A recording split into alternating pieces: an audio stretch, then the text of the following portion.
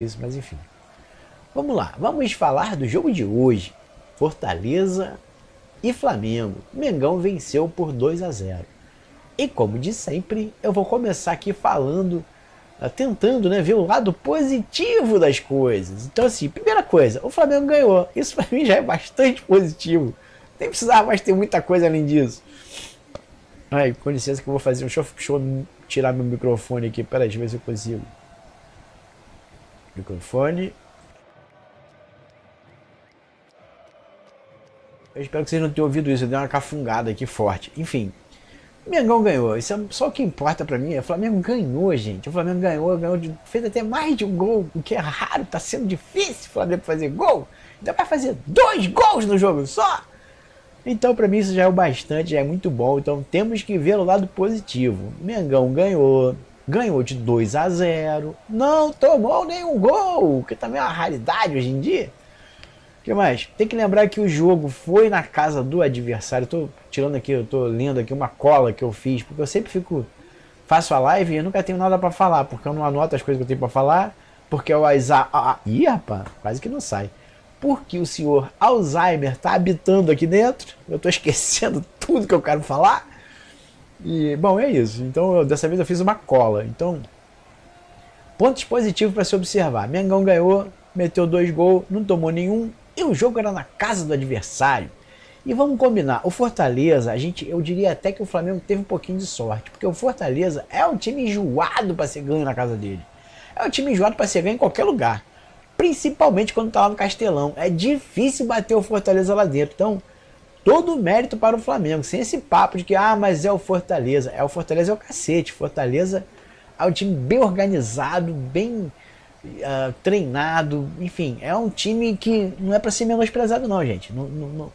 Você que é flamenguista, não deixe ninguém diminuir a vitória do Mengão hoje. Eu vou parar de botar a mão aqui na frente da tela. Toda vez que eu faço isso, o efeito da minha câmera vai para o espaço e aparece a poltrona atrás de mim.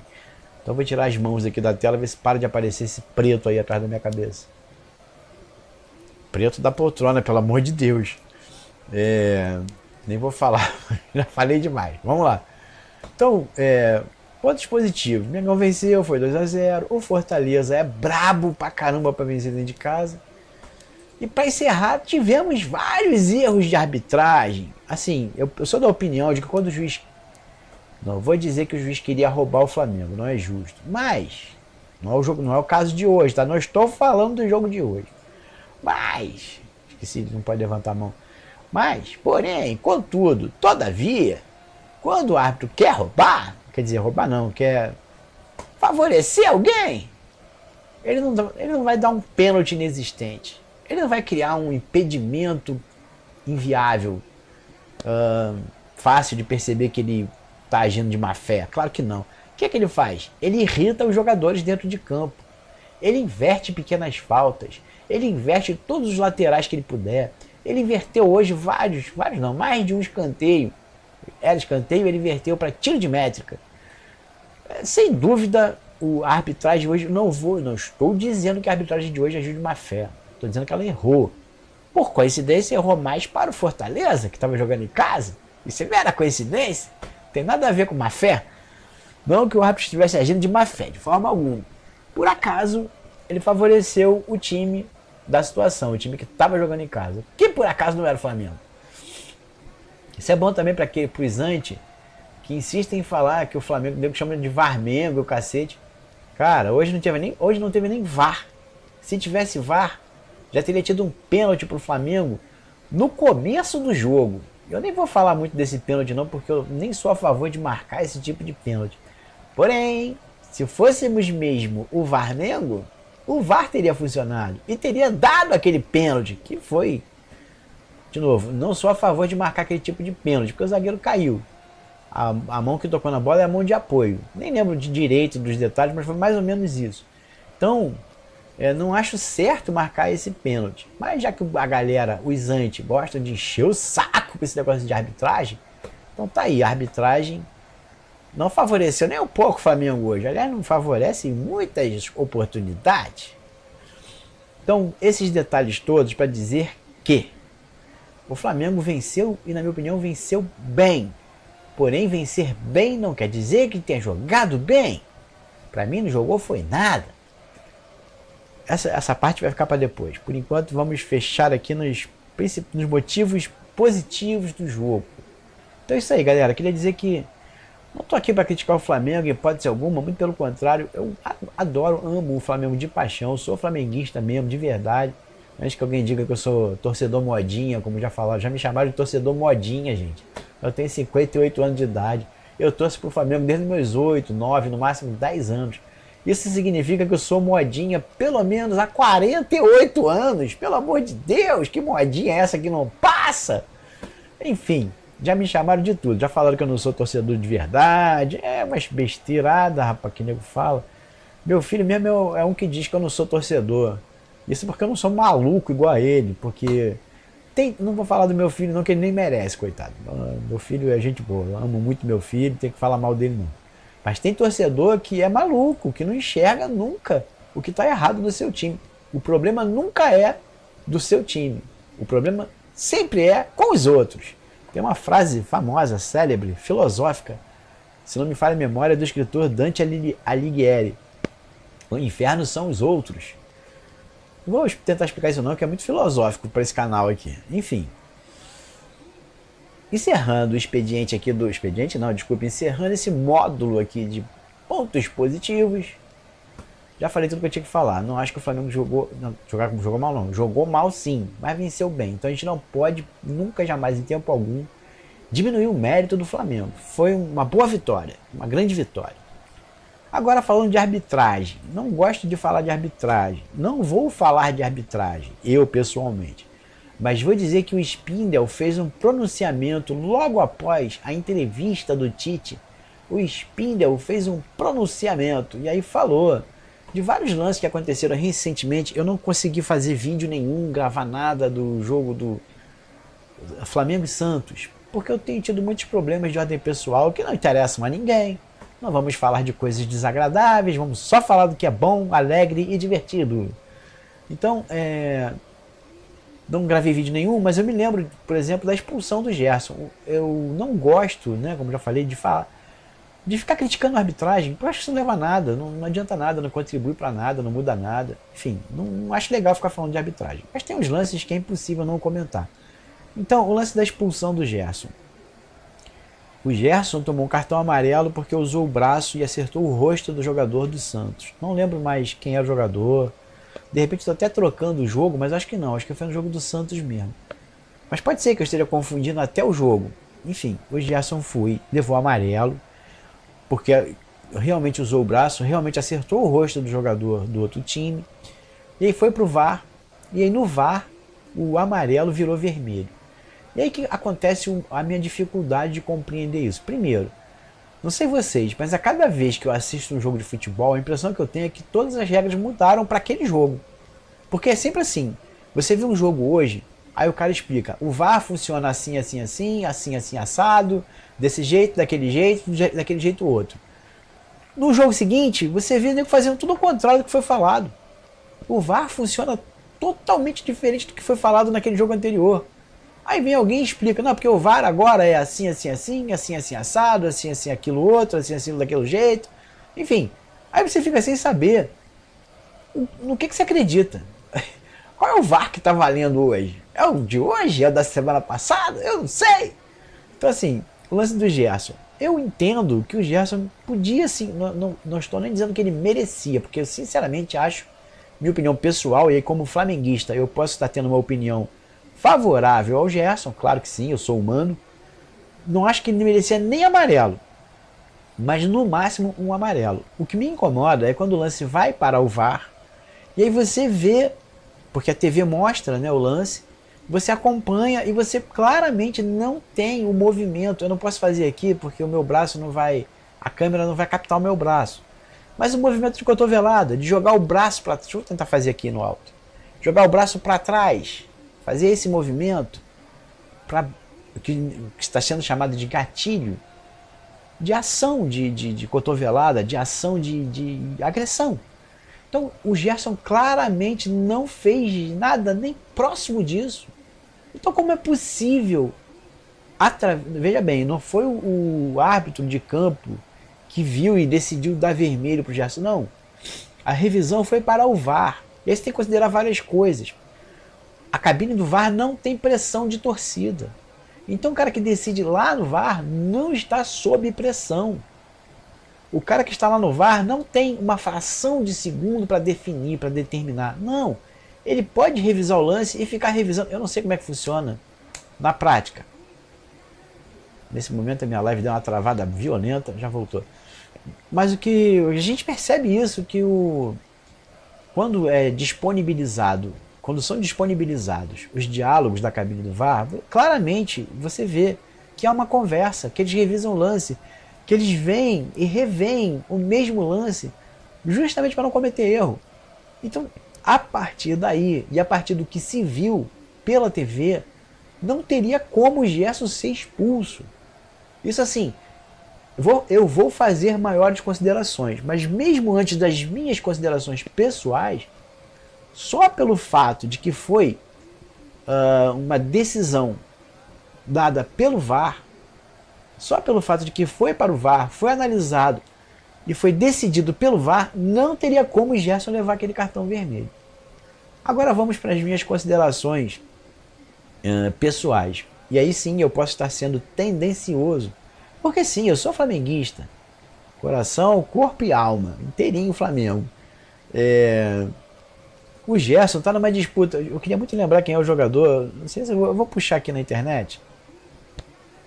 Não, não vou puxar. Vou puxar, não vou puxar, vou puxar, não vou puxar, vou puxar, não vou puxar. Puxei! O Gerson está numa disputa de bola com o jogador. E aí, o que acontece é aquela velha coisa de sempre. O Gerson se enrosca com o jogador, com outro jogador.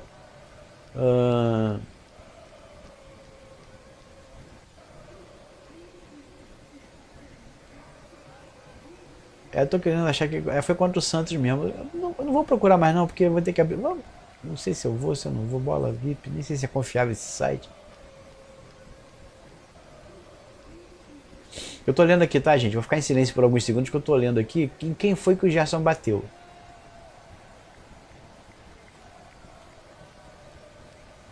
Isso pode demorar um pouco. Bruno Henrique. Não, Bruno Henrique foi expulso logo depois. Não vou não, gente. Eu vou desistir porque... Enfim, não é... Teria que procurar o nome do jogador. Eu não consigo lembrar, teria que ver o vídeo. Também não posso nem mostrar o vídeo aqui pra vocês, porque o seu YouTube não deixa. Enfim... Quem é flamenguista sabe do que eu tô falando. E esse vídeo aqui, esse canal aqui, é pra flamenguista. Então o Gerson se enroscou com o jogador lá do Santos, que eu não lembro mais quem é. E aí, aquela disputa de bola, que todo mundo já sabe como é que funciona. É braço pra cá, braço pra lá, tapa na orelha. Vale tudo daquela hora ali. Vale tudo no bom sentido, entre aspas, né? Porque se o juiz pegar, não vale. É cartão pra um lado, cartão pro outro, e alguém acaba sendo expulso. E aí, o jogador do Santos dá uma esbraçolhada no Gerson também. Que é normal, não estou reclamando, não estou dizendo que o jogador do Santos está errado, não. Eu estou dizendo que é uma disputa normal. Os jogadores disputam espaço com os braços também, trocando braçolhadas para todos os lados. E aí, em algum momento, em dado momento, o jogador do Santos abaixa o corpo.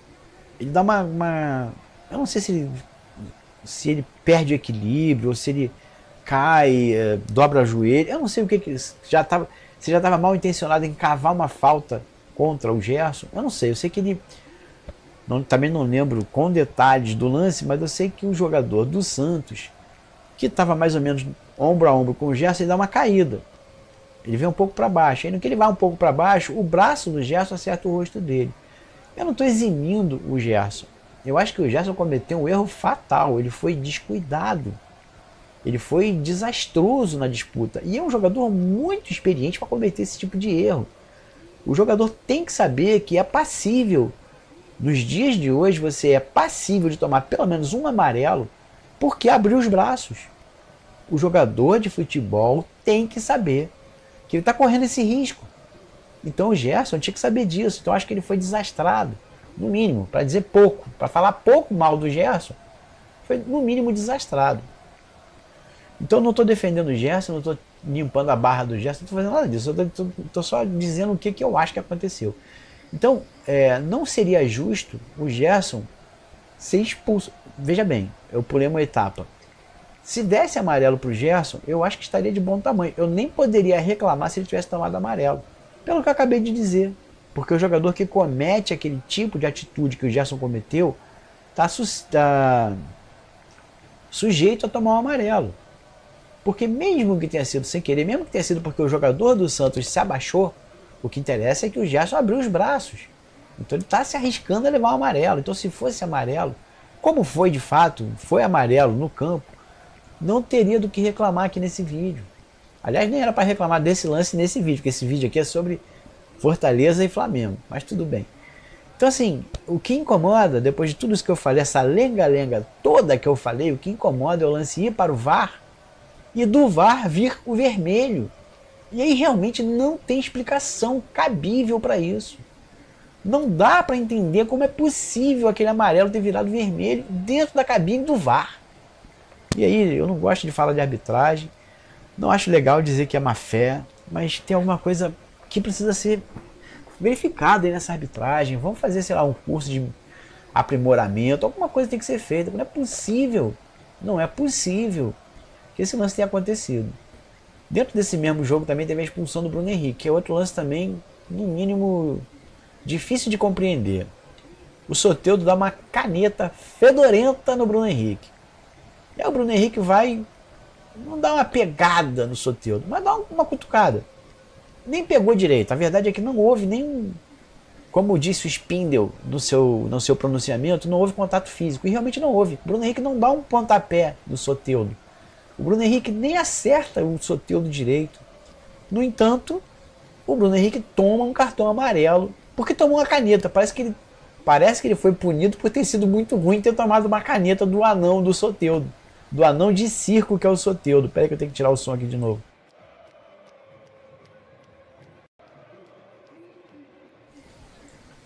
Então a impressão que dá é que o Bruno Henrique foi punido por ter tomado uma caneta. E aí ele fica puto, volta para reclamar com o árbitro, dá uma peitada no árbitro e toma o segundo amarelo no mesmo lance e é expulso. E aí não vou nem falar que ele não merecia ser expulso, porque eu acho que jogador de futebol tem que parar com essa marra de ir para cima do árbitro. Tomou amarelo, deu uma peitada no árbitro, eu sou a favor de expulsar, mesmo que o árbitro tenha errado no primeiro amarelo, que foi exatamente o que aconteceu com o Bruno Henrique. Do meu ponto de vista, o árbitro errou ao dar o primeiro amarelo para o Bruno Henrique, porque ele não fez uma falta nem minimamente violenta no Soteldo, então não tinha por que tomar amarelo. O árbitro errou. O árbitro ter errado não dá o direito ao Bruno Henrique dar uma peitada nele como ele deu. E aí tomou o segundo amarelo e foi expulso. Então a injustiça na expulsão do Bruno Henrique não é o segundo amarelo, é o primeiro. Que não adianta nada falar isso também, né? Vamos combinar, ele foi expulso e acabou. Bom, falei demais do jogo do Santos, vamos logo voltar para o jogo do Fortaleza. Deixar registrado aqui que ninguém está participando da minha live, ninguém está assistindo a live do Urubu, live da ressaca. Mas tudo bem, é normal. Bom, então encerrando esse quesito arbitragem, queria lembrar então que o Bruno Spindel fez uma declaração, falou bastante mal da arbitragem e em parte eu concordo com ele.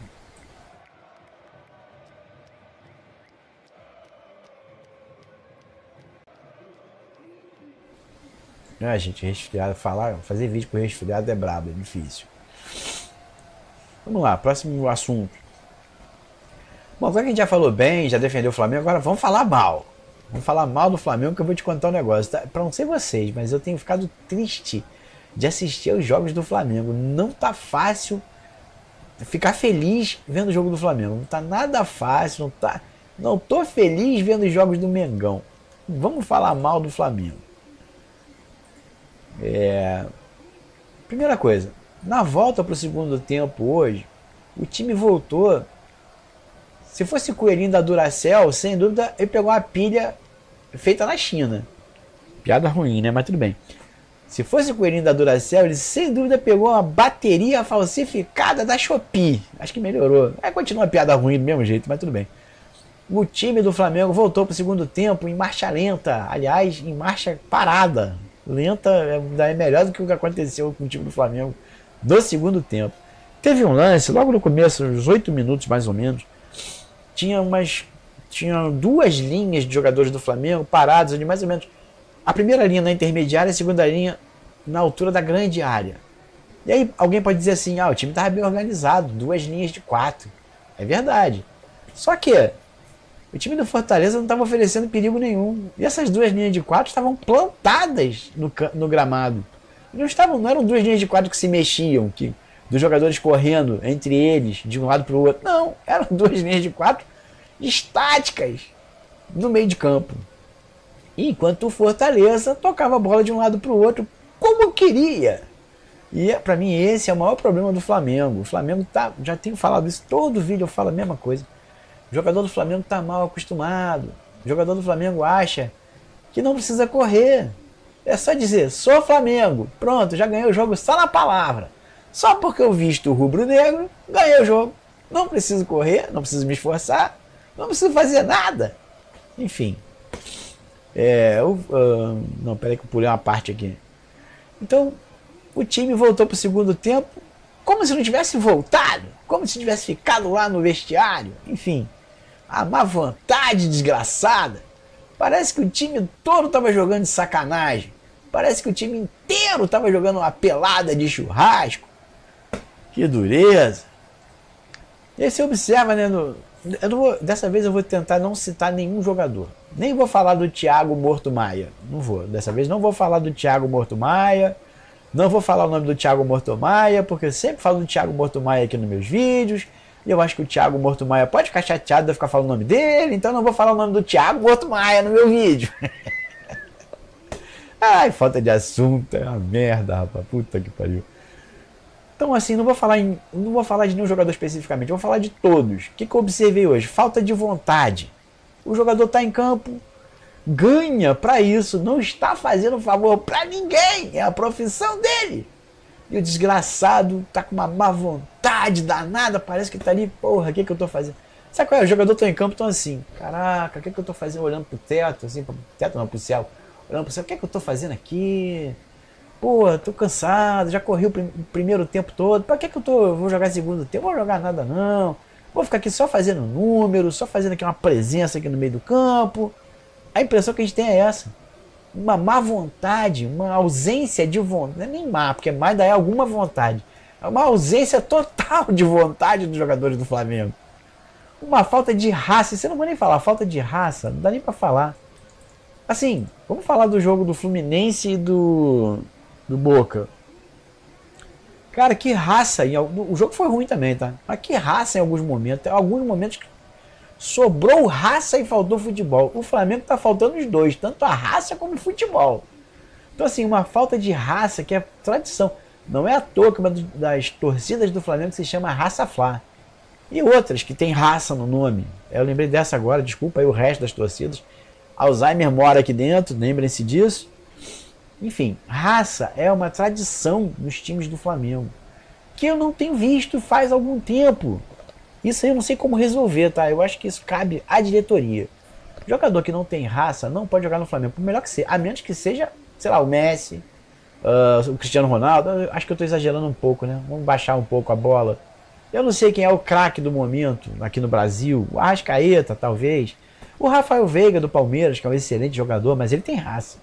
Enfim, para jogar no Flamengo e não ter raça, tem que ser muito bom. Tem que estar muito acima da média. Outra coisa, não correm. Acabei de falar, né? O jogador teve um momento que estava assim, exatamente como eu estou falando. O time do Fortaleza fez um semicírculo na frente da área do Flamengo e ficou trocando passes. E ninguém do Flamengo corria para chegar na bola. Os jogadores do Flamengo não correm. Como é possível jogar futebol? Futebol moderno, futebol hoje em dia, em 2023. Como é possível jogar futebol sem correr? Não consigo entender isso. Jogar minha câmera para cá para ver se eu consigo me ver e falar ao mesmo tempo. Ao menos. Então assim, como é possível jogador de futebol que não corre? Os caras estão ganhando bem, hein? Não é pouco não. Os caras estão ganhando centenas de milhares de reais para estar lá em campo, para correr. E não estão correndo. Eu fico pensando se seria uma boa ideia o salário do jogador ser proporcional ao tanto que ele corre. Ia ser maneiro.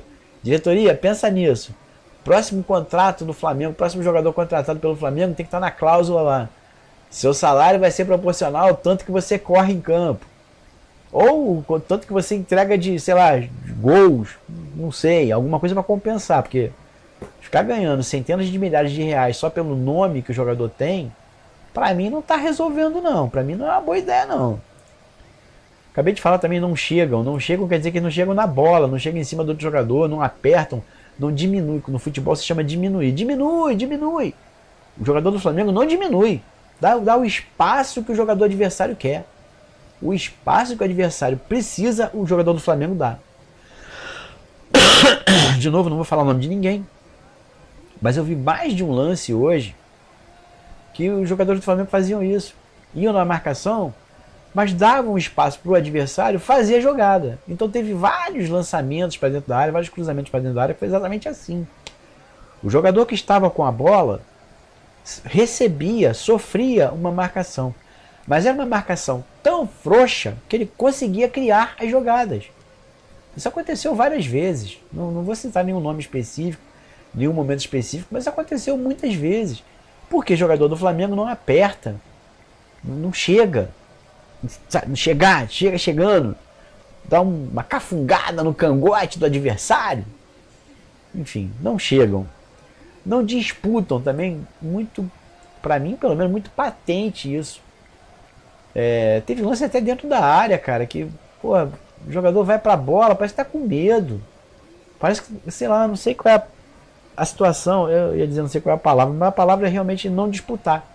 O jogador do Flamengo não disputa a bola, parece que tá com medo de se machucar. Sabe qual é? A bola chuveirou para dentro da área. Quem tá lá tem que subir. Tem que subir, tem que se espremer, tem que se esfregar no adversário, encostar nele pelo menos, para pelo menos atrapalhar o cara. E os jogadores do Flamengo não fazem isso, não disputam uma bola. Isso estou falando dentro da área é mais complicado, que se você encostar demais é pênalti. Mas fora da área, é mais ou menos parecido com o que eu acabei de falar de não chegar, de dar espaço demais. A marcação do Flamengo não aperta. Sabe aquela coisa, a bola está dividida, o cara chega para disputar com vontade? Chega bufando. Os jogadores do Flamengo não tem isso. Alguns até tiveram hoje, mas muito pouco, em situações muito esporádicas, muito poucas situações em que isso aconteceu. A maior parte do tempo o jogador do Flamengo não disputa bola. É um absurdo isso, cara. Não tem mais o que falar, é simplesmente assim. Os jogadores do Flamengo se acham bons demais para disputar a bola. Eles ficam esperando a bola no pé. Para encerrar, nós temos 2 módulos. Vamos lá. Outra coisa, o time do Flamengo agora tá assim, fez um gol, tá bom. Fez um gol, fez 1-0, acabou o jogo. 10 minutos. 10 minutos no primeiro tempo. Fez um gol, acabou o jogo. São 80 minutos que o time do Flamengo não vai jogar mais nada. Por quê? Porque fez um gol. Se fez um gol, já tá bom, já ganhamos. Não precisamos mais fazer mais nada. Assim, é um time que não tem fome de gol, sabe?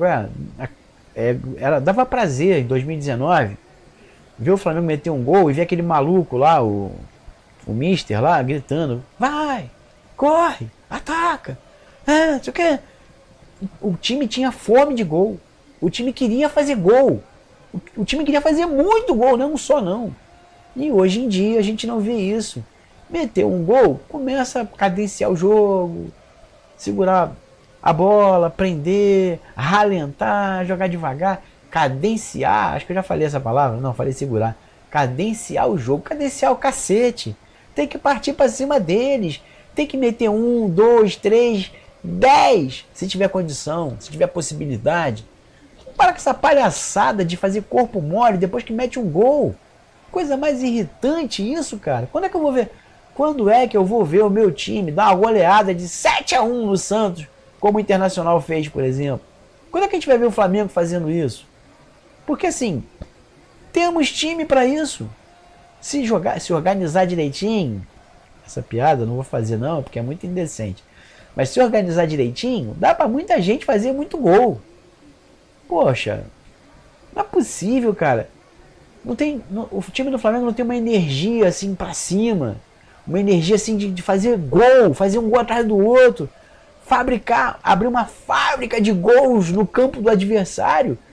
O Flamengo não tem essa energia, essa vontade, esse ânimo, alma, sei lá, não sei mais que palavra usar.